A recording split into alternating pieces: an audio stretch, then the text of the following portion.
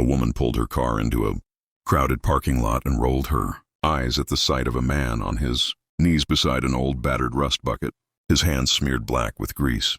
She slowed down, stared for a moment, then let out a sharp, mocking laugh. "Wow," she called out sarcastically. "Still fixing junkers for a living? Some people really never move up in the world, huh?" The man looked up without a hint of anger. It was her ex-boyfriend from high school. She smirked, arms crossed over her chest. "I remember you talking big about how you were going to make it big one day. Looks like I made the right choice dumping you." With a toss of her hair, she strutted off toward the stores.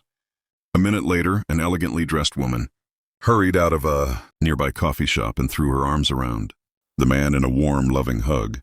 "Sorry I'm late, babe." The smug woman froze in her tracks. "Babe?" she muttered under her breath, stunned. The wife smiled brightly. "Yes, my husband." Trying to recover, the woman forced an awkward laugh. "Oh, wow. I had no idea you married a mechanic." The wife's smile remained polite, but her eyes cooled a bit. Before she could reply, a sleek black luxury SUV pulled smoothly into the lot. A uniformed driver stepped out, opened the rear door, and a distinguished man in judicial robes emerged. He walked straight over to the man working on the car. "My son," the federal judge said warmly, his voice full of pride. "Thank you for helping these folks again." The entire parking lot seemed to fall silent. The woman's face drained of color. The judge nodded toward the rusty car. "Another one you're doing pro bono?" His son nodded. They couldn't even afford a tow, let alone the repairs. The judge placed a hand on his shoulder. "You could step into my law firm and take the reins tomorrow if you wanted, but you still choose to get your hands dirty helping strangers. That's exactly why I'm so proud of you." The woman's knees felt weak. She stammered, I didn't know. "I'm so sorry. I misjudged you." The man stood up slowly, wiping his hands on a worn rag.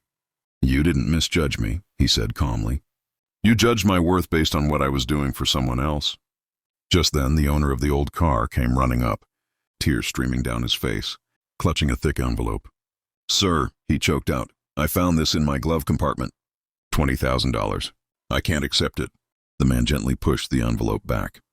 "It's yours. For your wife's surgery. My dad already covered the rest." The owner dropped to his knees, sobbing with gratitude. The woman stood there speechless. Every trace of her earlier arrogance vanished. As the couple turned to leave, the man glanced back one last time.